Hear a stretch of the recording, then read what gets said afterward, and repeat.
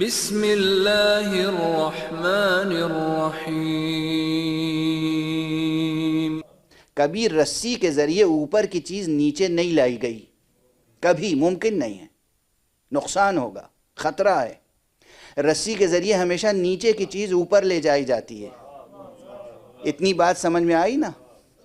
قرآن مجید وہ نور کی رسی ہے جس کا ایک سرا دست قدرت میں ہے، دست حق میں ہے، اور دوسرا سرا نیچے اس لیے ڈال دیا گیا تاکہ انسان اس سرے کو پکڑ لے، اس سے وابستہ ہو جائے۔ جب انسان پورے ارادے اور اختیار کے ساتھ، پورے ایمان اور عقیدے کے ساتھ، اپنے پورے وجود و وجدان کے ساتھ اس رسی کو تھام لے گا تو پھر وہ دست حق اسے بلند کرتا چلا جائے گا، بلند کرتا چلا جائے گا، بلند کرتا چلا جائے گا۔ تو قرآن سے وابستہ ہوئے بغیر اس معاشرے کا بلند ہونا ناممکن ہے۔ محمد وآل محمد صلوات۔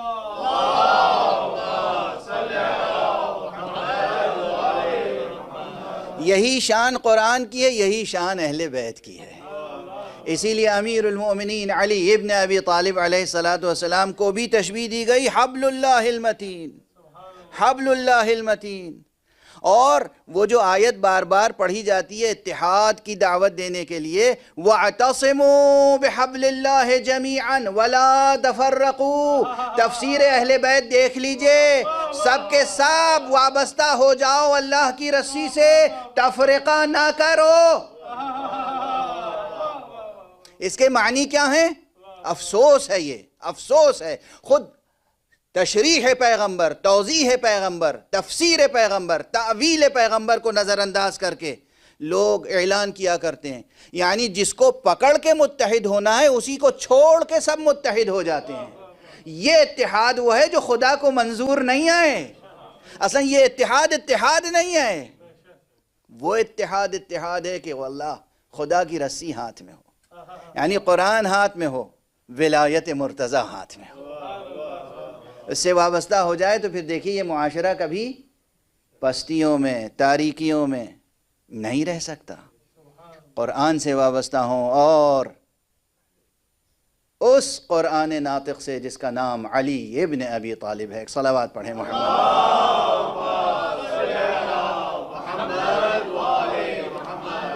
خوف یہ ہے کہ کہیں قرآن میں خلط ملط نہ ہو جائے، پوری زندگی رسول کے ساتھ رہے، لہجہ قرآن اور لہجہ محمد میں فرق نہ کر سکے۔ یہی اعجاز قرآن کا ادراک تھا، یہی شعور تھا۔ اور پھر قرآن کا سہارا لے کر اس پیغمبر کے کلام کو ضائع کر رہے ہیں جس پیغمبر کے لیے خود قرآن نے کہا ہے جو پیغمبر دیں وہ لے لو، جس چیز سے روکیں اسے ترک کر دو۔ تو پیغمبر نے جو کچھ عطا کیا، جو کچھ دیا، اسے نظر آتش کر رہے ہیں۔ خدا کی قسم کیا امت تھی! ضبط کیجئے گا، ایک جملہ کہے بغیر آگے نہیں بڑھ سکتا۔ کوئی کلام پیغمبر نظر آتش کر رہا تھا، کوئی اس در پیغمبر کو نظر آتش کر رہا تھا جس دروازے پر آ کر مسلسل کہتے تھے السلام علیکم یا اہل البیت۔ کیا تاریخ ہے، کیسی المناک تاریخ ہے، کیسی المناک تاریخ ہے۔ سیاسی درباروں نے جو تاریخ لکھی، سیاسی مورخوں نے جو بیانات جمع کیے، قلم فروش، ضمیر فروش، ایمان فروش لوگوں نے جو مجموعے تیار کیے، اب رخ بدل جائے گا۔ جن کے پاس نہیں رہی محرومیت ان کی قسمت ہے۔ ایسا نہیں ہے کہ موجود نہیں ہے، ایسا نہیں ہے کہ باقی نہیں رہی۔ قرآن بھی تحریف سے محفوظ رہا، پورا متن دین تحریف سے محفوظ رہا، چاہے وہ اقلیت کے پاس ہو یا اکثریت کے پاس ہے تو محفوظ۔ اگر اقلیت کے پاس بھی متن دین، اصل دین، جوہر دین، روح دین اور قرآن مجید محفوظ ہے تو بس محفوظ ہے۔ کوئی یہ نہیں کہہ سکتا کہ آپ کہتے ہیں محفوظ ہے تو تحریف کیسے ہو گئی۔ وہ جنہوں نے تحریف کی، تحریف نہیں کی، فسق اختیار کیا، گناہ کیا، جرم کیا، دین کے دائرے سے خارج ہو گئے۔ دین کے دائرے سے خارج ہونا یا گناہ کرنا، اللہ نے یہ ذمہ نہیں لیا ہے کہ ہم کسی کو گناہ نہیں کرنے دیں گے۔ اللہ نے یہ ذمہ لیا ہے گناہ کرنے والے کرتے رہیں گے، تحریف کی کوشش کرنے والے کرتے رہیں گے، دین کو مٹانے والے اپنی کوششیں کرتے رہیں گے، لیکن میں وعدہ کرتا ہوں، میں یہ کہتا ہوں اِنَّا نَحْنُ نَزَّلْنَا الذِّكْرَ وَنَحْنُ لَهُ لَحَافِظُونَ، میں کہتا ہوں کہ اب یہ دین باقی رہے گا، یہ قرآن باقی رہے گا، یہ شریعت باقی رہے گی، یہ ذکر باقی رہے گا، اور کردار معصوم باقی رہے گا۔ محمد وآل محمد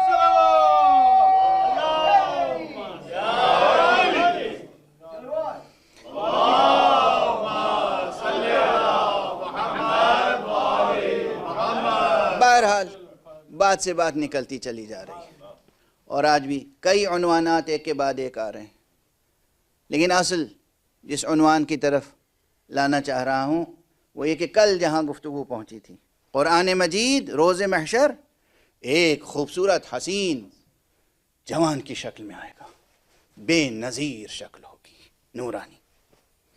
یہ کیا ہوگا؟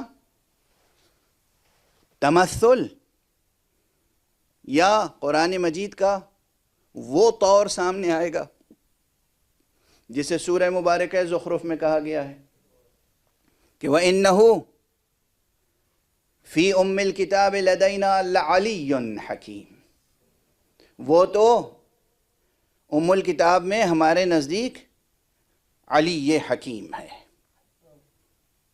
لیکن اگر علی حکیم لوائے حمد لیے ہوئے موجود ہوگا تو پھر اس طور وجود کو کیا کہیں گے؟ ہے نا مشکل، آپ کے لیے بھی مشکل ہے۔ صرف ہمیشہ دوسروں کو نہ کہا کیجئے کہ ان کی سمجھ میں نہیں آتے حقائق۔ ابھی کتنے حقائق ہیں جن تک آپ کو اپنے ذہن و ضمیر و قلب و وجود و روح و سر کے ساتھ، اپنے وجود و وجدان کے ساتھ ارتقاء پا کر پہنچنا ہے۔ ایک صلوات پڑھ دیجئے محمد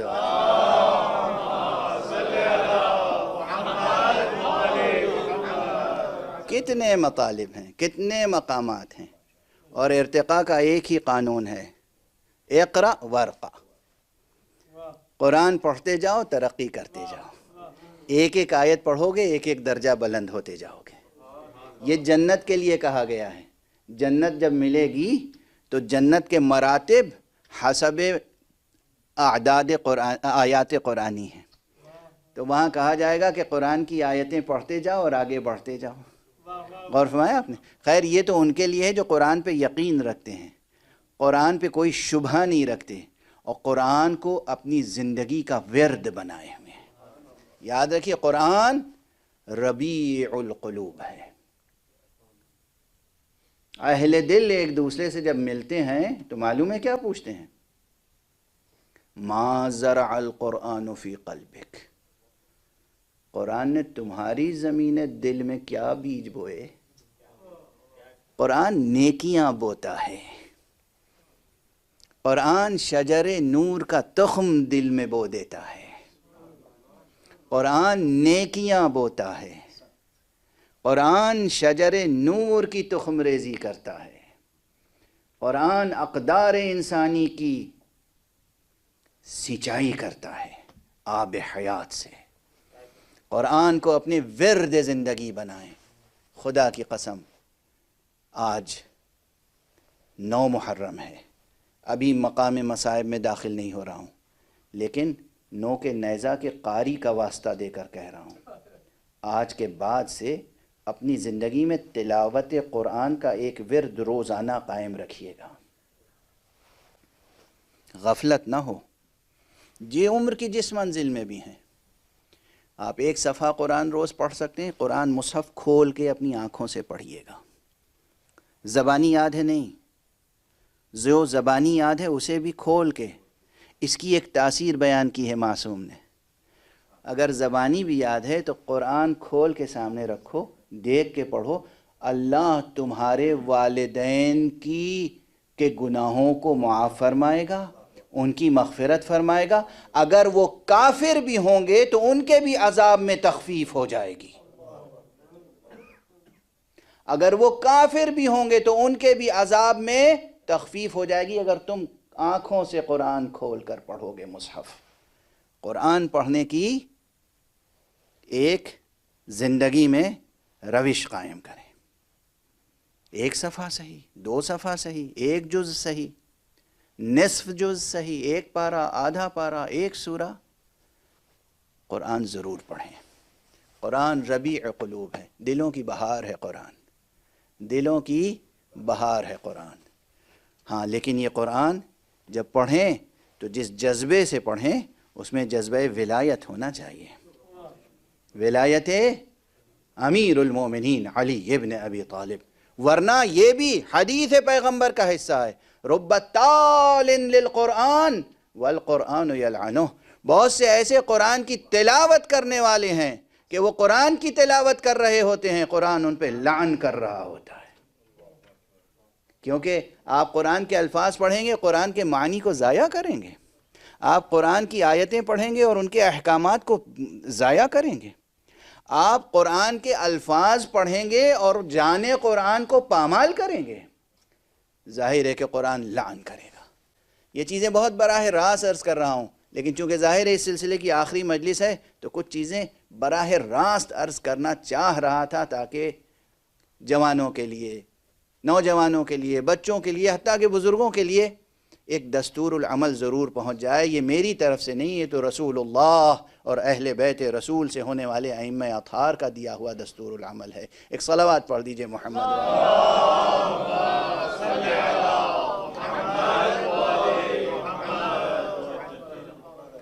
تو یہ قرآن قیامت میں جب آئے گا تو ایک حسین پیکر میں آئے گا. اور بھی روایتیں ہیں، اور بھی واقعات ہیں، مشاہدات ہیں، تجربات ہیں، کرامات کے ذمہ آتا ہے. سورہ مبارک یاسین مثلا دیکھنے والوں نے دیکھا کہ کوئی شخص دفن کیا گیا اور اس کے بعد ایک حسین و جمیل نوجوان آیا جو قبر میں داخل ہو گیا. اب اشارہ کر رہا ہوں میں، تفصیل سے تو واقعات میں کبھی پڑھتا ہی نہیں ہوں، عموماً اشارہ کر کے. بعد میں مکاشفات کے نتیجے میں، چاہے وہ مکاشفہ بتوسط معصوم ہو یا بتوسط ولی اللہ یا بتوسط عارف باللہ، معلوم ہوا یہ حسین پیکر جو تھا یہ سورہ یاسین. سورہ یاسین نے قبر میں داخل ہو کر کہا کہ گھبرانے کی بات نہیں ہے، تم مجھے روز پڑھتے تھے نا، تلاوت کرتے تھے، ہم تمہاری مدد کے لیے آ گئے. اور فرمایا آپ نے، میں فشردہ پوری داستان، پوری روایت، پوری حکایت نہیں عرض کر رہا ہوں. ہر سورے کا ایک پیکر ہے اور پھر پورے قرآن کا ایک پیکر ہے، بلکہ کہنا چاہیے ہر آیت کا ایک پیکر ہے. ہر آیت کے ضمن میں تہ در تہ مضامین ہے اور ہر مضمون کا ایک پیکر ہے. یہ بحث کی گئی ہے آج تک، کتنی مشکل بحث ہے. یہ پیکر الگ الگ ہوں تو ہر پیکر اپنی جگہ ایک درخشاں آفتاب ہے، اور یہ سب پیکر ایک دوسرے میں سمٹ آئیں تو پھر وہ حسین و جمیل پیکر وجود میں آتا ہے کہ شہداء کی آنکھیں بھی خیرہ ہوتی ہیں، انبیاء کی آنکھیں بھی خیرہ ہوتی ہیں، اور اعلان ہوتا ہے تو فراز عرش سے اعلان ہوتا ہے کہ تم نے پہچانا نہیں، یہ قرآن مجید ہے. یہ سب مسائل روایت کی زبان میں جو موجود ہیں، لسان روایت میں جو آئے ہیں، اسے علمی اور انسانی منطقی سطح پر کس طرح حل کریں گے؟ حل کرنے کی کوشش کی جائے یا نہیں؟ اور فرمائیں آپ، یا صرف غلو اور ضعیف و منکر اور یہ سب اصطلاحیں استعمال کر کے کلام معصوم کو نعوذ باللہ ضائع کر دیا جائے؟ اگر معصوم کی زبان پر یہ مطالب آئے ہیں، انہوں نے بیان کہاں کیا؟ عالم الست میں. انہوں نے بیان کہاں کیا؟ اسی زمین پر. جب یہاں بیان کیا انہوں نے تو ہمیں یہیں رہتے ہوئے اپنی عقل کے ذریعے سے ان معضلات کو حل کرنا ہے.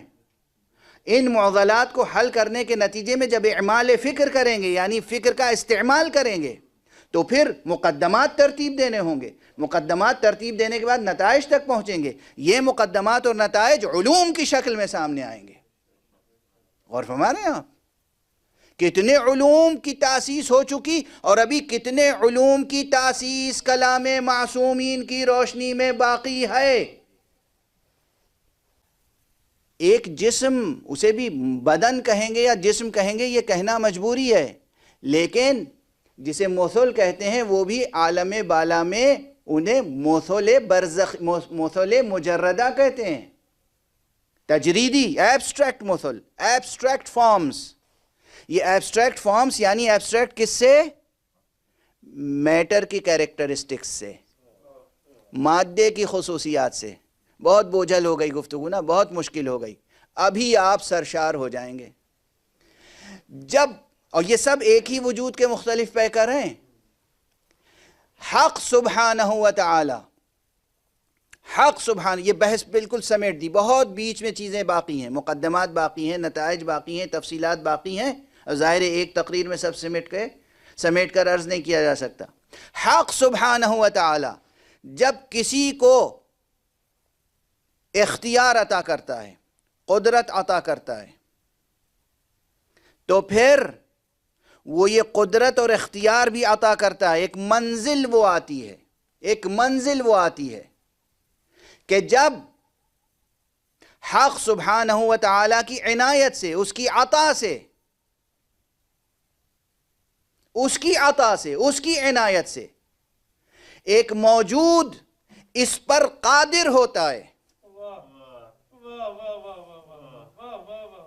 کہ خود اپنی ہی تمثیل، اپنا ہی وجود ایک سے زیادہ خلق کر سکے، ایک سے زیادہ خلق کر سکے. یہ آپ کے لیے ناممکن نظر آ رہا ہے، وہاں ممکن ہے، ممکن نہیں، واقع ہے. جاؤ، یقین نہ آئے تو در علی پر جاؤ، آزمائش کے لیے، امتحان کے لیے دعوت کرو. ایک وقت میں 40 حضرات پہنچ جائیں، کریں دعوت، ایک دن میں، ایک ساعت میں، ایک وقت میں سب دعوت کریں. آقا نماز مغرب و عشاء کے بعد آج ہمارے یہاں تناول فرما لیجئے گا، یا ابن ابی طالب آج نماز عشاء کے بعد ہمارے یہاں تناول فرما لیجئے گا. اے رسول کے جانشین آج نماز عشاء کے بعد ہمارے یہاں تناول فرما لیجئے گا.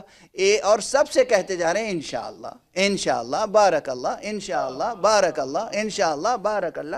40 تک فہرست پہنچ گئی. افسوس ہے کہ اس عہد میں بعض حضرات صاحب عمامہ، بعض حضرات ہم میں سے، غیر نہیں ہم میں سے، اس طرح کی روایتوں کو پڑھنے سے گریز کرتے ہیں، اسے غلو آمیز سمجھتے ہیں، اور یہ سمجھتے ہیں کہ یہ ناممکن ہے، یہ سمجھتے ہیں کہ اس کا علمی طور پر استدلال ممکن نہیں ہے. یہ فقیر عرض کر رہا ہے علمی طور پر، حکمی طور پر بھی استدلال ممکن ہے، نقلی اعتبار سے بھی ثابت ہے. اور جو عرفاء ہیں واقعاً انقلابی عرفاء، جو صرف صوفی محض نہیں ہیں، خانقاہی نہیں ہیں، جو اصولی بھی ہیں، درایت و رجال میں بھی قدم رکھتے ہیں، اور فقیہ ہو مجتہد ہونے کے ساتھ عارف بھی ہیں، وہ مقام بحث میں اس بات کرتے ہیں، استشہاد کرتے ہیں. میری روح فدائے نام حضرت امام خمینی ہو جائے، جنہوں نے اپنے ابحاث میں ثابت کیا اور مثال دی کہ یہ روایت اہل غلو کی نہیں ہے، یہ حقیقت ہے. لوگوں نے 40 جگہ علی ابن ابی طالب کو بلایا، علی ابن ابی طالب ایک وقت میں 40 جگہ موجود تھے.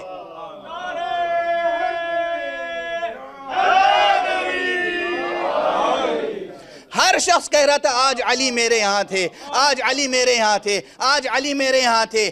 اور پیغمبر نے کہا علی تو میرے پاس تھے، زہرا نے کہا علی تو میرے پاس تھے، جبرائیل نے کہا عرش پر خدا فرما رہا ہے علی تو میرے پاس تھے.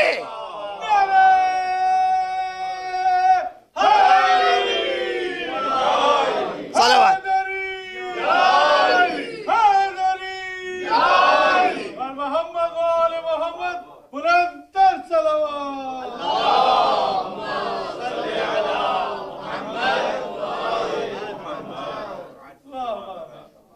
خدا جسے قدرت دے، مولوی قدرت سلب کر سکتا ہے.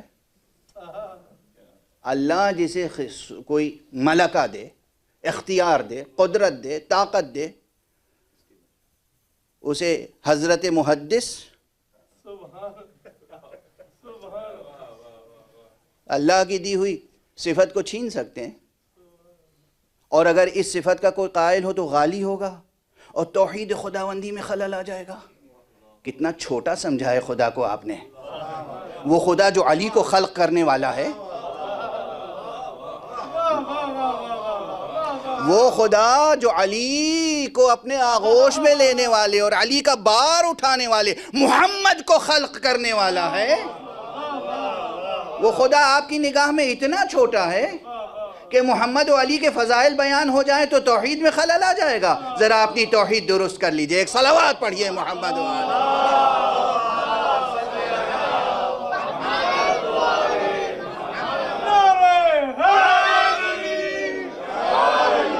خدا کی قسم، اگر عہد نبوت جاری رہتا اور عہد نزول قرآن جاری رہتا تو آقا حسین نے جو اس فقرے کے بعد فقرہ ادا کیا ہے آج وہ بھی قرآن کا حصہ ہوتا، اس لیے کہ دونوں برابر کے فقرے ہیں. علی نے کہا تھا انا للہ و انا الیہ راجعون، حسین نے کہا انا للہ و انا الیہ راجعون رضا بقضائہ و تسلیما لامرہ. اجرکم علی اللہ. سخن معصوم، سخن حسین، کلام حسین کا اعجاز بھی یہ ہے کہ خدا کی قسم اس جملے کو میزان قرآن کے علاوہ کسی اور میزان میں تولا نہیں جا سکتا. کیا عظیم فقرہ ہے، کیا عظیم فقرہ ہے. تمام دنیا کے علماء ادب و بلاغت کو اگر قرآن ان کے سامنے سے ہٹا کر صرف یہ جملہ پیش کیا جائے انا للہ و انا الیہ راجعون رضا بقضائہ و تسلیما لامرہ، تو ہر شخص گواہی دے گا کہ یہ ایک ہی تجلی ہے. دونوں کلام اس پورے جملے میں ایک ہی تجلی ہے. اس جملے کو، دونوں فقروں کو ایک دوسرے سے الگ نہیں کیا جا سکتا. بس آپ سے اب عرض کرنے کی ضرورت تو نہیں ہے کہ یہ کس وقت کہا ہے امام نے. ہاں، جب حضرت مسلم کی شہادت کی خبر ملی تو آپ نے اس وقت فرمایا تھا انا للہ و انا الیہ راجعون عند اللہ نحتسب انفسنا. لیکن اس وقت یہی فقرہ یا اس سے ملتا جلتا فقرہ آپ نے حضرت قیس ابن مسہر صیداوی کی شہادت کی خبر ملنے پر کہا. جب حضرت مسلم ابن عوزہ شہید ہوئے، جب حضرت حبیب شہید ہوئے، آپ نے انا للہ بار بار کہا ہے. لیکن یہ فقرہ رضا بقضائہ و تسلیما لامرہ یہ آخری بار کہا ہے جب 6 مہینے کے بچے کا لاشا. اجرکم علی، اجرکم علی. جب ایک بچہ 6 مہینے کا بچہ جسے آقا لے گئے تھے کہ اگر میں تمہاری نگاہ میں گناہگار ہوں تو یہ 6 مہینے کا بچہ، شیرخوار بچہ، دنیا کے کسی قانون میں گناہگار نہیں ہوتا. اسے تو ایک گھونٹ پانی پلا دو، اور اس کے بعد صرف یہی نہیں کہ آقا نے کہا ہو، آپ سب جانتے ہیں اور دیکھنے والوں نے بیان کیا ہے. درباری رپورٹروں نے نہیں، کہ آقا نے ایک مرتبہ اپنے بچے کو دیکھا اور کہا تم حجت خدا کے فرزند ہو، اپنی پیاس کا اعلان کر دو. ننھے سے بچے نے اپنا مرجھایا ہوا چہرہ فوج کی طرف کر دیا. بچے عموماً ماں یا باپ کی گود میں ہوتے ہیں تو سینے سے لپٹے رہتے ہیں. بچے نے چہرہ گھمایا، سوکھی ہوئی زبان سوکھے ہوئے ہونٹ پر پھیری، اور فوج میں انقلاب آ گیا. کچھ ایسے تھے جو چاہتے تھے کہ آ کر پانی پلا دیں، لیکن عمر ابن سعد نحس نے آواز دی حرملہ ابن کاہل کو کہ اقطع کلام الحسین، حسین کے کلام کو قطع کر دے. اس نے تیر سے نشانہ لیا اور ایک تیر خطا کر گیا، دوسرا تیر خطا کر گیا، لیکن تیسرا تیر اس طرح آ کر گلوئے اصغر میں پیوست ہوا کہ بچے کا گلا اور باپ کا بازو ایک ساتھ زخمی ہوا. آقا حسین نے تیر کو کھینچا، بچے سے خطاب کیا، بچے کے گلے سے 2-3 قطرے لہو کے، آسمان کی طرف دیکھا، زمین کی طرف دیکھا، اور اس کے بعد اپنے چہرے پر مل کے کہا بیٹے گواہ رہنا، اسی طرح میں نانا رسول اللہ کی خدمت میں حاضر ہوں. اجرکم علی اللہ، اجرکم علی اللہ. میں اس موقع پر خواتین بھی سن رہی ہیں، بچے بھی سن رہے ہیں، مومنین سن رہے ہیں، مکتب حسینی کی تربیت گاہ ہیں یہ مجلسیں، سنو کس طرح خدا کا احترام باقی رکھتے ہیں، کس طرح توحید کا عقیدہ سلامت رکھتے ہیں، کس طرح قرآن اور دین کی حرمتوں کو محفوظ رکھتے ہیں۔ سنو جناب رباب، اس چھماہے کی ماں، اس چھماہے کی ماں، کسی روایت میں نہیں ہے نا کہ وہ معصومہ تھیں، معصومہ تو نہیں تھیں لیکن معصوم کے حرم میں داخل تھیں۔ امام کی تربیت، امام کی توجیہات، امام کی تعلیمات، امام کی صحبت میں رہنے کا اثر کیا تھا؟ عموماً کوئی عام سی خاتون ہوتی تو کیا کیا گلہ کرتی، کیا کیا فریاد کرتی، کیا کیا نوحے کرتی۔ ہم کرتے ہیں، ہمیں کرنے کا حق ہے، ہمیں کرنا ہے، ہمارا فریضہ ہے، لیکن جب چھدا ہوا گلا لے کر صغیر کو آقا حسین خیمے کے دروازے پر آئے اور دامن ابا کو ہٹایا، ایک مرتبہ ماں نے دیکھا اور نہ خدا سے گلا نہ شوہر سے شکوا، پورا مرثیہ ایک چھوٹے سے جملے میں، ارے میرے بچے کیا تیرے جیسے بھی نہر کیے جاتے ہیں؟ بنیا مثلو کا ینحار۔ بس آج کی مجلس تمام ہوئی، ایک چھوٹا سا فقرہ رباب کا اور ایک چھوٹا سا فقرہ زینب کا۔ اب طاقت نہیں ہے کہ سرکار سید الشہداء امام حسین کی شہادت پڑھ سکوں، شہادت عظمیٰ کا بیان ممکن نہیں، مگر ایک جملہ، جب کوئی نہ تھا ہر قربانی حسین خدا کی بارگاہ میں پیش کر رہے تھے۔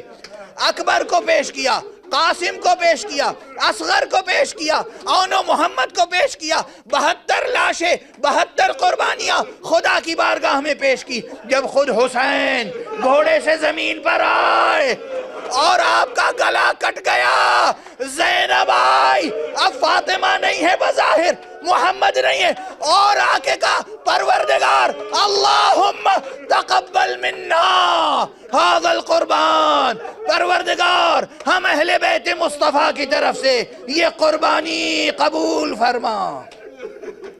انا للہ وانا الیہ راجعون، رضا بقضائہ وتسلیما لامرہ، انا للہ وانا الیہ راجعون۔